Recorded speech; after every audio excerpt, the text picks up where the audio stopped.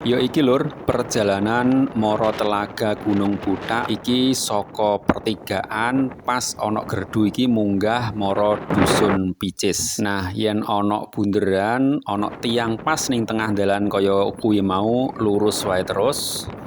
Nah, ning ngarep kuwi dulur ana pertigaan, yen ngiri mengko arah Puncak Jatikusuma, yen nganan Mara Telaga. Merga tujuan awal ning Telaga sik dadine Mara nganan.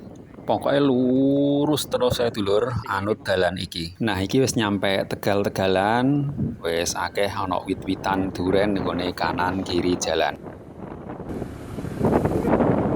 Nah, ngarep kuwi ana pemakaman, tetep lurus wae anut dalan iki dulur.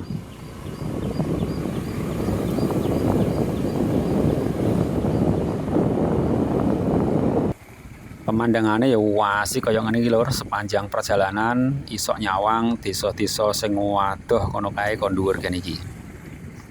Nah, iki dalane wis mulai menyempit lur, artine wis meh nyampe lokasi. Mergo dalane rada lunyu lur, mergo bar udan esuk mau ya terpaksa iki aku mudhun. Timbangane montore kaboten ya aku mlaku wae lah.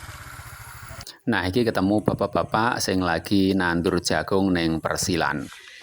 Nah, kaya ngene iki kondisi dalane sing arep nyampe lokasi lur. Sebenarnya sepeda motor pun ya iso lancar teko lokasi asalkan ora bar udan kaya esuk iki mau.